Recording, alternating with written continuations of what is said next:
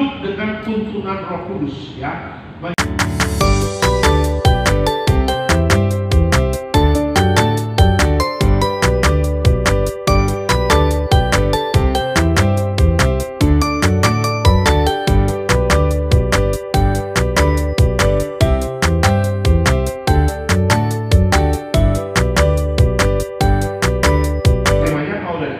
Ya, judulnya adalah menjalani hidup dengan tuntunan Roh Kudus, ya. Menjalani hidup dengan tuntunan Roh Kudus.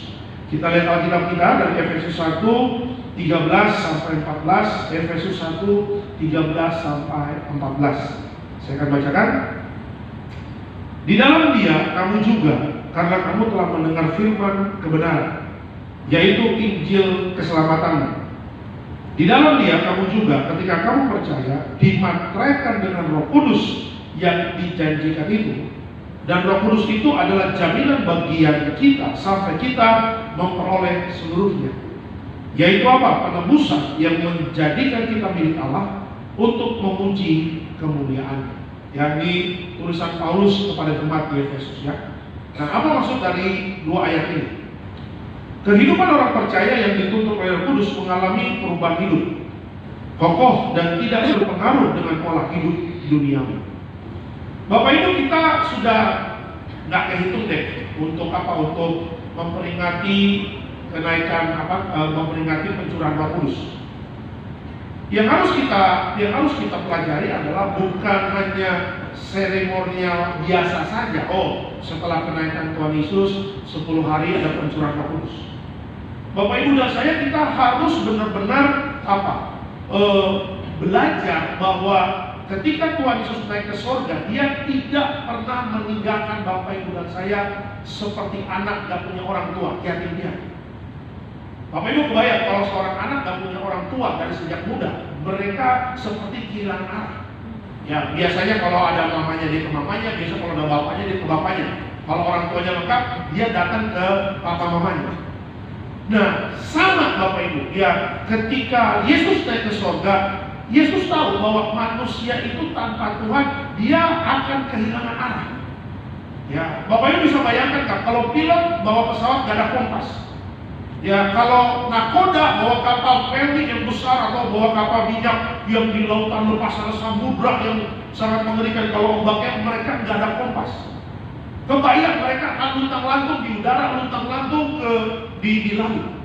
Ya, sama hidup Bapak Ibu dan saya kalau nggak ada Roh Kudus, mau kemana hidup kita? Ya, karena Roh Kudus dipakai Tuhan untuk apa? Menjadi penasehat bagi Bapak Ibu dan saya. Roh Kudus dipakai Tuhan sebagai penolong. Ya, Roh Kudus dipakai Tuhan untuk apa? Menuntun langkah hidup kita. Ya, tujuannya apa? Tujuannya supaya ada perubahan hidup kita kokoh dan tidak terpengaruh dengan pola hidup duniawi. Ya, kita sebagai orang Kristen, kita hidup di akhir zaman, Bapak Ibu, ya, kalau sering dengan khotbah saya pasti udah nggak asing dengan kehidupan akhir zaman. Kita kalau nggak ada Roh Kudus, Bapak Ibu, apa yang mau dari mana kekuatan kita? Ya, kita nggak punya kemampuan untuk melihat ke depan apa yang akan terjadi ke depan. Ya, 3 bulan ke depan apa yang akan terjadi, 2 bulan ke depan apa yang akan terjadi, kita sebagai manusia tidak tahu. Tetapi kalau Bapak Ibu dan saya bekerja sama dengan Roh Kudus, Roh Allah, ya, Roh Kudus akan memberikan satu warning, suatu warning tentang apa? Tentang apa yang akan terjadi ke depan. Tujuannya apa? Supaya Bapak Ibu dan saya punya persiapan. Ya, Bapak Ibu lihat di perjanjian lama. Coba lihat bagaimana Yusuf itu bisa mentafsir mimpi 7 sapi gemuk, 7 sapi kurus kalau nggak ada Roh Allah. Dia kasih tahu kepada Firaun, nanti ke depan ada 7 tahun kekeringan. Sebagai manusia, Firaun nggak tahu apa yang akan terjadi, dia cuma mimpi 7 sapi gemuk, 7 sapi kurus. Tetapi kenapa Yusuf bisa mentafsir itu? Yusuf bukan ahli nujum seperti orang di Mesir, Bapak Ibu. Yusuf bukan dukun, Yusuf bukan ahli spiritual, tetapi kemampuan dia bisa tafsir mimpi, bisa melihat apa yang akan terjadi ke depan, itu karena ada Roh Allah dalam hidupnya. Ya, jadi kalau Bapak Ibu dan saya ada Roh Allah, dituntun di akhir zaman ini, kita nggak salah melangkah. Bapak Ibu dan saya hidupnya bukan dengan kekhawatiran, bukan dengan kecemasan. Kenapa? Karena Roh Kudus akan kasih tahu step-stepnya apa yang harus kita lakukan. Ya, enak loh Bapak Ibu kalau kita bekerja sama dengan Roh Kudus. Bapak Ibu nggak buta melihat masa depan. Ya, kalau ditanya masa depanmu bagaimana, Roh Kudus akan kasih tahu. Ya, nanti di kantor nanti ada orang yang fitnah kamu, perkuat doa. Ya, nanti ke depannya akan ada resesi ekonomi. Kasih tahu suami dan anak-anak, perkuat doa. Kalau ada Roh Kudus seperti itu. Ya, Bapak Ibu pasti ingat kesaksian pendiam Pak Paryaji waktu mau tsunami di Aceh. Ya, keluarga dari Pak Paryaji itu mau holiday ke Phuket, Thailand. Sehari sebelum tsunami di Aceh, Pak Paryaji ketika lagi berdoa, Roh Kudus ingatkan gembala, kasih tahu anak mantu cucumu yang mau ke Phuket, jangan kasih. Kenapa? Karena sebentar lagi akan ada tsunami. Roh Kudus mengingatkan apa yang akan terjadi. Makanya dalam kesaksiannya, mendiam Pak Paryaji melarang keluarganya untuk apa? Untuk berangkat ke Phuket, Thailand. Langsung terang-terangan Roh Kudus kasih tahu akan ada bencana alam. Benar, setelah tsunami di Aceh langsung naik ke Phuket, Thailand. Phuket hancur dengan tsunami. Ya, berarti apa? Berarti benar apa yang Alkitab katakan. Roh Kudus menuntut Bapak Ibu dan saya, menolong Bapak Ibu dan saya, supaya apa? Di tengah keterbatasan kita melihat masa depan, Roh Kudus akan menuntun kita dan jalan kita tidak pernah salah. Amin. Ya, itu hebatnya Roh Kudus. Manusia tidak tahu apa yang akan terjadi ke depan, tapi Roh Kudus akan kasih tahu kita apa yang akan terjadi ke depan. Sehingga apa? Kita bisa waspada. Ya, Pak, yang main bisnis Pak, jangan hanya modal pengalaman, pinter, cerdas, sekolah tinggi, saya sekolah Amerika Pak, nggak usah tanya Roh Kudus, gagal pasti Pak. Ya, namanya hati orang kita nggak ada yang tahu. Ya, makanya kalau ada bisnismen, bapak-bapak yang bisnismen proyek, saya katakan undang Roh Kudus. Supaya apa? Supaya ketika kita lagi berbisnis, ngobrol dengan rekan bisnis kita satu meja, kita nggak menjadi orang yang bodoh, mau dibodoh-bodohin sama orang, mau ditipu sama orang. Tetapi kalau ada Roh Kudus akan kasih kepekaan sama kita. Ya, jangan kau bisnis sama yang si kumis lele itu, katanya begitu. Kumis lele. Ya, mukanya sih ganteng, tapi kumisnya tukang tipu itu. Maaf kalau yang berkumis ya, maaf. Saya juga berkumis tadi baru cukur aja ya. Ya, hati-hati sama yang si kumis ikan lele itu. Lah, dalam hati kita, loh, Roh Kudus dia kan baik. Iya, dia baik di depan, manis mulutnya, tetapi aku tahu ke dalam hatinya dia ingin menipu kamu. Ya, Roh Kudus selalu memberikan yang terbaik untuk kita. Makanya ke depan jangan hanya mengandalkan, oh saya pintar, saya cerdas, saya punya pengalaman, kuliah saya di Amerika, S1 di Amerika, S2 di Rusia, S3 di bulan. Saking pintarnya gitu loh. Kayaknya nggak perlu Tuhan. Jangan kita merasa hebat, jangan kita sombong, akhirnya kita lupa Tuhan sebenarnya memberikan Roh Kudus, Roh penolong bagi Bapak Ibu dan saya. Amin. Setelah hari ini ke depannya terus sampai nanti akhir zaman, teruslah bekerja sama dengan Roh Kudus. Kalau Roh Kudus sudah berbicara, dengar. Kalau Roh Kudus sudah memperingatkan, dengar. Karena setiap apa yang dikatakan Roh Kudus itu pasti yang terbaik yang Tuhan bikin untuk hidup kita. Amin. Kasih tepuk tangan yang meriah untuk Tuhan Yesus. Itu dia. Oke, kita langsung masuk dalam slide selanjutnya. Nah, belajar dari Alkitab ada 3 hal yang Roh Kudus lakukan untuk hidup kita. Ya, ada 3 hal yang Roh Kudus lakukan untuk hidup kita. Yang pertama, Roh Kudus menolong kita untuk berdoa. Oke, Roh Kudus menolong kita untuk berdoa. Kita lihat Alkitab kita Roma 8, 26 sampai 27. Demikian juga Roh membantu kita dalam kelemahan kita. Sebab kita tidak tahu bagaimana sebenarnya harus berdoa. Tetapi Roh sendiri berdoa untuk kita kepada Allah dengan keluhan yang tidak terucapkan. 27. Dan Allah yang memiliki hati nurani mengetahui maksud Roh itu, yaitu bahwa Ia sesuai dengan kehendak Allah berdoa untuk orang-orang kudus. Ya, ini tulisan Paulus kepada jemaat di Roma. Nah, apa maksud dari ayat ini? Terkadang ketika kita hidup sedang berat dan kita tidak tahu apa yang harus kita doakan, Roh Kudus yang akan memanfaatkan doa yang benar kepada Allah untuk menolong kita. Tadi saya katakan dalam pendahuluan, Roh Kudus adalah Roh penolong. Di saat Bapak Ibu dan saya sedang berbeban berat, ada kalanya kita mau berdoa itu bingung Bapak Ibu. Tetapi lihat apa yang kita katakan, Roh Kudus menolong kita untuk berdoa. Ada kalanya kita sebagai orang Kristen berdoa nggak panjang lebar, tapi kita mengatakan apa? Tuhan, aku sudah berbeban berat, tolong aku. Amin. Ya, karena apa? Karena kita nggak bisa lagi berkata-kata dengan Tuhan. Beban hidup kita sudah begitu berat. Sehingga hanya beberapa kalimat yang kita katakan, Tuhan, saya sedang berbeban berat, Tuhan, tolong saya. Nah, ketika kita sedang berbeban berat dan kita tidak tahu untuk berkata-kata kepada Tuhan, Roh Kuduslah yang akan menyampaikan setiap beban, berat, masalah hidup kita kepada Tuhan. Ya, makanya kalau kita nggak punya hubungan baik dengan Roh Kudus, sayang gitu. Ya, kita nggak punya jam berdoa untuk Tuhan, sayang. Kenapa? Karena dengan Roh Kudus, dengan jam kita berdoa, di situ Bapak Ibu dan saya akan melihat bagaimana Tuhan mengerti setiap keluhan-keluhan yang tidak terucapkan. Berapa kali kita punya keluhan? Keluhan itu konteksnya bukan bersungut-sungut ya. Ya, keluhan itu berbicara, Tuhan, aku ingin mengadu. Nah itu dia. Aku ingin memberikan keluh kesahku kepada Tuhan. Dengan kata lain, Tuhan, aku ingin curhat dengan apa yang sedang kualami. Ya kan, karena curhat, ingin curhat sama Tuhan, karena beban yang begitu berat, Roh Kudus akan menolong kita untuk ngomong sama Bapa di surga. Bapa di surga mengatakan, Roh Kudus apa yang sedang dialami? Bapak, ibu ini kasihan, ya, dia sedang mengalami resesi ekonomi. Bapak, ibu ini kasihan. Kenapa? Kata Tuhan, suaminya sudah di PHK, anaknya butuh uang sekolah, anaknya butuh uang makan, anaknya butuh ibu ini untuk bayar cicilan dan sebagainya. Tetapi karena situasi di kantornya efisiensi dan memang kantornya mem-PHK-kan banyak karyawannya, termasuk suaminya, keluarga ini sedang mengalami resesi ekonomi. Ya, kata Tuhan, tapi aku melihat ibu ini tidak pernah lupa akan aku. Dia tetap tekun berdoa walaupun setiap perkataannya tidak banyak, aku mendengar perkataannya, Tuhan tolong aku. Oh, itu yang Roh Kudus ceritakan kepadaku. Iya Bang, itu. Ya. Oh, enak juga ya Bapak kita. Jadi kalau kita berdoa nggak usah panjang kalimat ya, Tuhan tolong aku. Nah itu. Nggak juga gitu juga.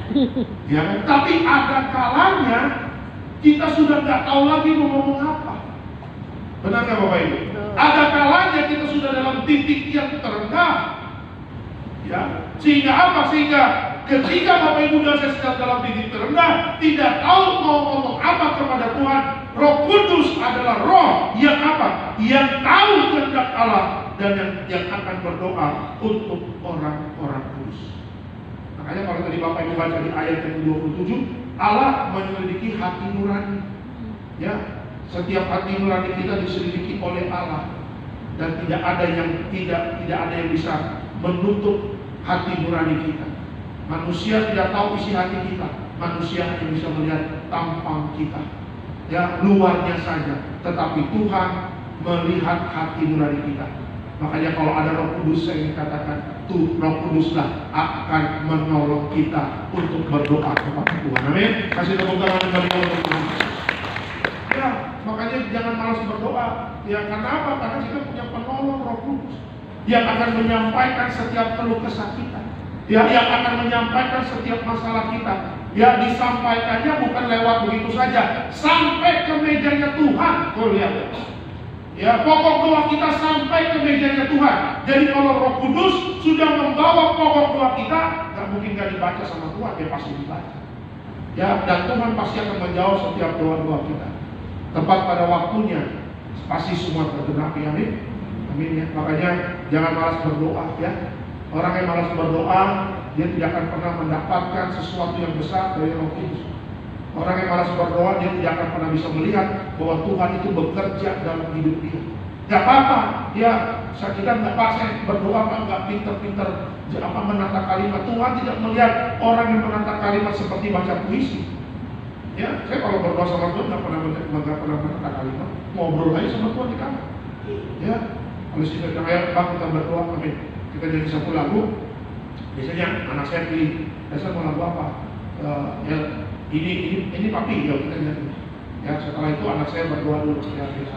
Tuhan Yesus, nah misalkan kalau dia cari di sekolah kan begitu kan, ya udah. Aku mau tidur, Tuhan jangan lindungi aku, papi, mami, Gabriela. Malah dia pernah doa ini, Tuhan Yesus jaga opa di sorga, ya kayak gitu. Opa di sorga nggak boleh dijagain lah ya. Ya kan, tapi kan Tuhan mengerti bahwa ya itulah anak kecil tulus gitu. Ya dia rindu sama opanya. Kemarin tadi malam saya baru beres bikin khotbah untuk hari Minggu, ya terus masih di bawah, saya udah naik ke atas kan, mesti mau tidur cepat karena tadi pagi 7:30 itu udah di sekolah graduation. Terus saya mau udah siap-siap mau ke atas, terus tiba-tiba nangis anak saya. Saya bilang, kamu kenapa nangis? Aku kangen opa, kata dia. Waduh, repot lah, dia bilang kan. Lalu opa waktu di rumah masih gendong aku di sofa di bawah, papi. Iya, aku kangen opa, papi. Iya, kan opa ada di surga. Iya papi, tapi aku ingin ketemu opa di surga. Iya, masih lama guys, dia bilang begitu. Ya kan? Akhirnya ya udah beres nangis, saya peluk dulu, ya biasa lah, maraju gitu kan. Ya udah, ayo kita doa. Ya itu gitu. Tuhan Yesus, besok aku mau graduation, Tuhan berkati ya agar acaranya lancar. Aku mau tidur, jaga papi mami, Gabriela. Tuhan Yesus jaga opa di surga ya. Nah itu dia tuh. Itu karena kangen sama opanya, papa mertua saya. Nah udah. Ya, kalau lagi begitu berarti apa? Berarti ya Tuhan mengerti apa maksud dari doa anak saya. Setelah itu baru saya lanjutkan, ya saya berdoa, ya Tuhan saya cerita. Ya kan, sampai istri saya ngantuk-ngantuk begini, ya kan. Saya bilang, ngelek, ya kan. Ya saya cerita Tuhan begini, Tuhan begini. Ya, kita nggak bisa menata kalimat kayak orang baca puisi. Cerita aja sama Tuhan. Karena apa? Karena nanti Roh Kuduslah yang akan melengkapi semuanya kepada Bapak. Ya, yang kurang-kurangnya yang mungkin kita mau doain, tapi ketika kita berdoa lupa, Roh Kudus yang akan melihat semua masalah yang belum kita doakan. Ketika amin, Roh Kudus bilang, kamu lupa berdoa ini. Ya, nanti Roh Kudus yang akan bawa itu kepada Tuhan. Tuhan, mereka sudah berdoa, tapi sebenarnya masih ada beberapa masalah yang belum mereka doa. Bapak mengatakan apa? Doa apa masalahnya? Oh masalah ini, masalah ini. Roh Kudus, aku akan menjawab setiap permasalahan dalam hidup mereka. Itu. Ya, makanya saya ingin katakan, Roh Kudus adalah Roh penolong waktu kita berdoa. Ya, makanya jangan malas berdoa dan jangan takut. Tuhan sepertinya tidak tahu masalah kita. Tuhan sangat mengerti masalah kita. Tuhan sangat tahu penderitaan yang sedang kita hadapi. Tuhan sangat tahu apa yang sedang kita butuhkan. Ya, Tuhan sangat tahu bahwa kita butuh jalan keluar. Ya, Tuhan sangat tahu bahwa kita butuh mujizat dalam hidup kita. Maka jangan pernah berhenti berdoa, amin. Jangan pernah berhenti berdoa dan jangan malas berdoa. Kenapa? Karena kalau kita orang Kristen berdoa, ada Roh Kudus di sana. Roh Kudus akan menolong kita membawa pokok doa kita kepada Tuhan. Amin. Kasih tepuk tangan yang meriah untuk Tuhan Yesus. Yang pertama Bapak Ibu, ya 3 hal tentang Roh Kudus. Yang pertama, Roh Kudus menolong kita untuk berdoa. Yang kedua, Roh Kudus menolong kita untuk apa? Roh Kudus yang kedua adalah Roh Kudus membimbing kepada kebenaran. Ya, Roh Kudus membimbing kepada kebenaran. Kita lihat Yohanes 16 ayatnya yang ke-13. Tetapi apabila ia datang, yaitu Roh kebenaran, ia akan memimpin kamu ke dalam seluruh kebenaran. Sebab ia tidak akan berkata-kata dari dirinya sendiri, tetapi segala sesuatu yang didengarnya itulah yang akan dikatakannya, dan ia akan memberitakan kepadamu hal-hal yang akan datang. Tuh lihat ya. Nah, apa maksud dari ayat ini? Mengetahui kebenaran sangatlah penting. Karena kebenaran firman Tuhan menuntun kita hidup berkenan di hadapan Allah. Bapak Ibu, Roh Kudus membawa kita untuk hidup dalam kebenaran, membimbing kepada kebenaran. Lawan dari kebenaran adalah apa? Sesuatu yang tidak berkenan di hadapan Allah. Ya, orang Kristen sekarang banyak hidupnya yang tidak berkenan kepada Allah. Orang Kristen sekarang banyak hidupnya yang melanggar firman Tuhan. Makanya kalau kita dipimpin oleh Roh Kudus, apa yang kita katakan? Apabila ia datang Roh kebenaran, ia akan membimbing kamu ke ke dalam seluruh kebenaran. Ya, jadi kalau hidup kita dikasih tahu sama Tuhan, hidup kamu nggak benar, ya bersyukur. Kenapa? Berarti roh kebenaran akan memimpin hidup kita. Kalau kita sudah tahu salah, diingatkan oleh Roh Kudus, ya bersyukurlah. Berarti apa? Tuhan sayang sama Bapak Ibu dan saya. Ya, Tuhan menegur kita melalui Roh Kudus. Tujuannya apa? Supaya Bapak Ibu dan saya jalan hidupnya kembali kepada kebenaran. Saya teringat dengan cerita Daud, Bapak Ibu ya. Daud hidup masa muda sampai dia dewasa, hidup dalam kebenaran. Tapi dia pernah jatuh di dalam perzinahan, hidup dengan istri orang namanya Bathsheba. Tidak ada yang tahu waktu dia bikin dosa. Nah, setelah dia bunuh suaminya si Uria, ditaruh di paling depan dalam berperang, tidak ada yang tahu. Tapi lihat, roh kebenaran akhirnya disingkapkan oleh Tuhan kepada Nathan. Ya, Nathan kasih tahu kepada Daud bahwa dia sudah melakukan yang tidak benar. Suruh dia bertobat. Ya, Daud udah tenang-tenang aja, Bapak Ibu, nggak ada yang tahu. Dia raja. Dia bisa bikin skenario, dia bikin konspirasi, bla bla bla bla bla. Dia tenang duduk di kerajaan, kipas-kipas sama pegawainya, minta anggur, minta apa, minta keredok, minta ketoprak, Bapak Ibu. Minta nasi padang, minta lapo, semua minta. Kenalnya raja, minta apa aja dong. Ya, tiba-tiba ada sahabatnya Nabi Nathan datang kepada Daud. Ketika mereka ngomong empat mata, Nathan mengatakan apa? Daud, aku disuruh Tuhan untuk bertemu dengan kamu. Wih, dia kaget banget. Tuhan ngomong apa Nathan? Dia udah feeling tuh. Ini kayaknya dosa gua disingkapin sama Tuhan. Kamu telah berzina sama istri orang dan kamu telah membunuh suaminya namanya Uria. Ya, Tuhan memberitahukan kepadaku semua yang kau lakukan. Roh kebenaran menyingkap hal yang tidak benar. Ya, makanya kita nggak bisa nutup-nutupin namanya dosa. Ya, karena suatu saat dosa akan disingkapkan. Makanya bertobat. Amin. Ketika roh kebenaran itu disingkapkan, bukan Tuhan jahat, tetapi apa? Tuhan sayang. Dan kalau Tuhan menegur, bukan Tuhan jahat, karena Tuhan sayang kepada kita. Orang tua mana yang tidak menegur anaknya kalau bikin salah? Pasti ditegur. Ya, orang tua mana yang tidak? Dia kadang ada disiplin, sanksi dalam tanda kutip mendisiplinkan anak. Ya, yang diberikan kepada anaknya. Orang tua mana? Semua sebagai orang tua pasti Bapak Ibu pernah mendisiplinkan anaknya. Ya, saya pernah mendisiplinkan anak saya yang pertama. Malam minggu, ya, saya pulang dari pelayanan sekitar jam 11 Bapak Ibu. Ya, karena anak saya itu dapat main iPad, ya, main iPad itu Sabtu Minggu. Senin sampai Jumat no iPad. Jadi Sabtu Minggu dikasih. Setelah Senin saya simpan. Ya, saya pulang sampai rumah jam 11, dia masih main iPad.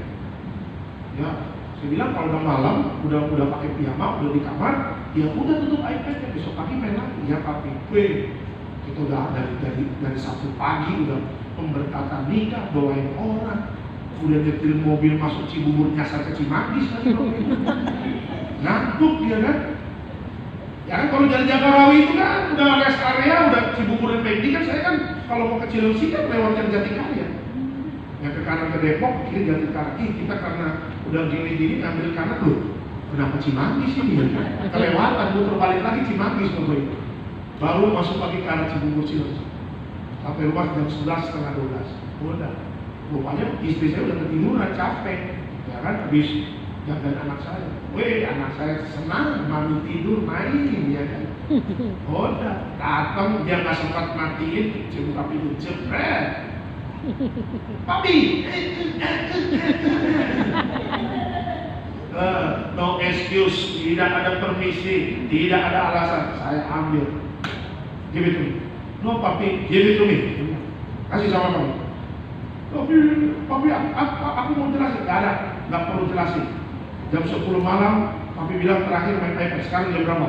Setengah 12. Sih, kamu melanggar peraturan kan? Iya papi, sebulan nggak saya kasih. Sebulan. Merengek-rengek lah, cium-ciumin saya lagi. Udah Sabtu pagi, I love you papi.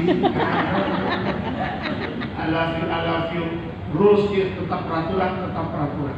Hukuman tetap hukuman, tetapi bukan hukuman menghancurkan hidup dia, mendisiplinkan bahwa dia harus tahu aturan sebagai anak. Saya bilang, satu bulan. Istri saya udah bilang, nah, udah kasihan, enggak.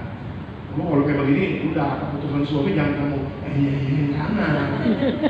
Itu dibawa kita hilang di depan anak. Saya bilang begitu, iya, udah. Paksa bulan teh, udah, ya. 1 Mei kalau nggak salah 1 Mei saya kasih. Ya. Saya bilang, ingat ya, jam 10 malam terakhir mereka itu, ya papi itu, ya jam berapa? Pulang kadang 2 minggu terakhir ini kan Sabtu saya ada ibadah terus kan. Malam ada orang-orang tahun lah, inilah ucapan syukur. Jadi pulang sekitar jam 10 jam 11. Di rumah kan ada CCTV kan, di kamar ada CCTV, jadi saya bisa cek. Saya bilang, saya lagi di mana? Oh lagi di bawah. Dia bilang, katanya bisa, kita di atas. Ya udah, kamu lihat aja CCTV. Udah jam 11, dia udah kan. Dia cuma nonton di TV aja, nonton TV, mereka naik. Oh bagus. Udah tahu dia. Jadi saya ingin katakan Bapak Ibu bahwa kalau kita dididik sama Tuhan karena kita salah, kebenaran disingkapkan, jangan ngambek. Ya, jangan menggerutu, jangan mengatakan, Tuhan nggak asik. Kata siapa? Tuhan itu pribadi yang asik, tetapi jangan dipermainkan anugerah Tuhan. Ya, Tuhan lihat, saking asiknya dia memberkati Bapak Ibu. Itulah kesukaannya Tuhan memberkati kita. Itulah kesukaannya Tuhan memberikan mujizat. Tetapi kebaikan Tuhan jangan disalahgunakan.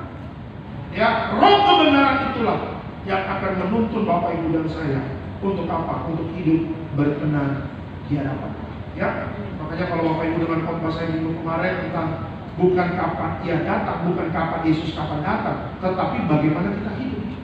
Ya, kalau kita menerka-nerka kapan Yesus datang, nggak ada yang tahu. Ya, kita hanya ngomong tanda-tandanya sudah semakin dekat. Hanya sampai situ. Tapi tanggal Yesus datang kedua kali nggak ada yang tahu. Tapi kalau kita hanya sibuk mikirin tanggal Yesus datang, tapi kita nggak menjaga hidup kita dengan baik, ya sama aja bohong. Ya, jaga hidup kita dengan baik. Biar roh kebenaran itu menuntun kita. Kalau nggak salah, bertobat. Kalau nggak salah, minta ampun. Saya percaya orang yang bertobat akan dipulihkan hidupnya sama Tuhan. Ya, siapa sih yang nggak pernah bikin salah hidupnya? Ya, tapi lihat masa lalu, jangan lagi kita melihat lagi. Ya, hal yang buruk jangan kita lihat lagi. Ya, ke depan dipimpin sama roh kebenaran. Orang yang kalau hidup benar, dia kerjakan apa yang dia kerjakan. Tuhan buat kasih. Amin.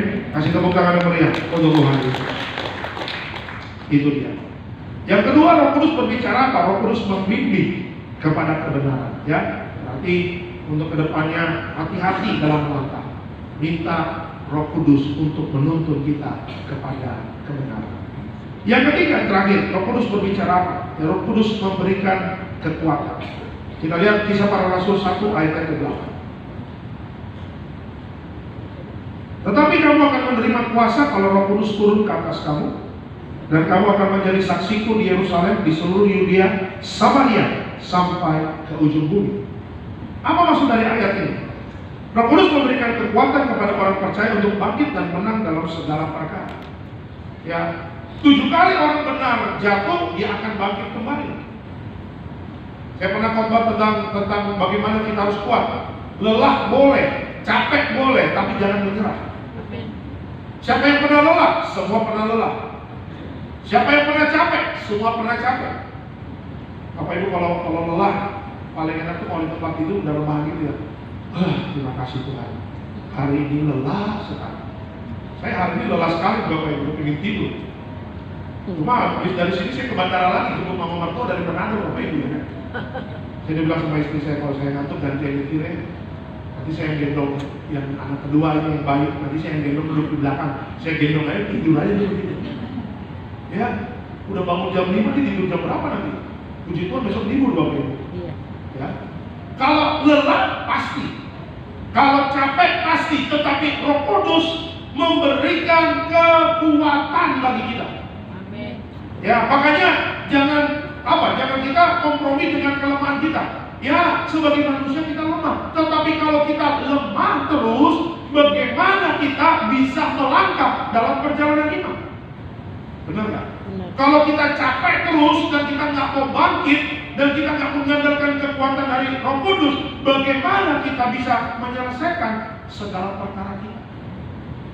Makanya kalau Bapak Ibu baca di Filipi 4:13, saya pernah ngomong kan, segala perkara dapat utama dalam Dia yang memberikan kekuatan kepada. Filipi 4:13 itu ayat itu dibordir di celananya Evander Holyfield sebelum dia dulu mau bertinju dengan Mike Tyson. Masih ada di YouTube. Ya, Mike Tyson kalau lagi latihan Bapak Ibu pas lagu R&B hip-hop.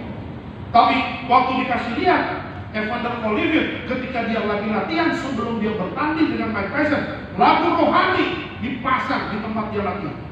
Kenapa? Karena sebagai manusia, Evander Holyfield dia tahu melawan Mike Tyson kalau nggak pakai Tuhan, nggak sama Tuhan, dia pasti kalah. Kenapa? Karena Mike Tyson sudah mencerminkan orang petinju yang bisa menakutkan lawannya sebelum bertanding. Dengar nama Mike Tyson aja orang udah gemetar loh. Itu belum dipukul, belum dijek, belum diapakan. Ya makanya kalau lihat orang yang 10 KO-nya Mike Tyson yang cuma di ronde ke-1, ronde ke-2, ya itu mereka sebenarnya ini udah ketakutan itu. Cuma jebret-jebret Mike Tyson jeger selesai. Ronde 1 menang KO, ronde 2 menang KO. Tetapi rupanya Evander Holyfield berbeda. Makanya kalau Bapak Ibu lihat saking frustasinya Mike Tyson mau jatuhin Evander Holyfield nggak bisa, sampai kupingnya Evander Holyfield digigit sampai. Ya mungkin Mike Tyson lihatnya ini kikilnya enak nih kikil. Kayak makan soto Betawi nih. Ini kayak jeroan ini ya kan, enak juga. Masih ada di YouTube. Setelah dia gigit dan ininya telinganya, dia buang bekas dagingnya di ringnya. Sampai Evander Holyfield kesakitan. Dan akhirnya 2 kali bertanding Evander Holyfield menang. Ya, kenapa? Karena dia tahu kalau cuma dia sendiri dia pasti kalah. Tapi dia mengundang Tuhan sehingga ada kekuatan yang luar biasa yang Mike Tyson tidak bisa kalah. Hari ini ada kekuatan yang luar biasa yang Tuhan berikan kepada Bapak Ibu dan saya. Sehingga apa? Ketakutan akhir zaman, kekhawatiran di akhir zaman tidak membuat kita mundur. Ya setiap hari kita mendengar berita takut semua Pak. Orang di PHK, perusahaan-perusahaan besar di PHK, memphk-kan karyawannya. Hari ini pembantu saya yang tinggal di rumah lagi pulang ke Banten. Karena dia sekarang mau bikin KTP. Selasa depan baru pulang. Tadi pas kita baru sampai rumah 6:30 malam, si mbaknya yang mau bawa dia pulang udah duduk di depan rumah saya. Akhirnya sambil beres-beres, saya tanya sama dia, Mbak, pabriknya belum PHK orang Pak, Mbak, jangan dong Pak. Puji Tuhan, dia bilang, aduh, bukan puji Tuhan, dia bukan apa, dia bilang, ya insya Allah Pak, nggak di PHK, tapi dia begitu. Oh gitu Bu, ya, memang pabriknya pegang apa? Spare part mobil. Oh, ya belum, ya Tuhan baik lah Pak, kayak gitu.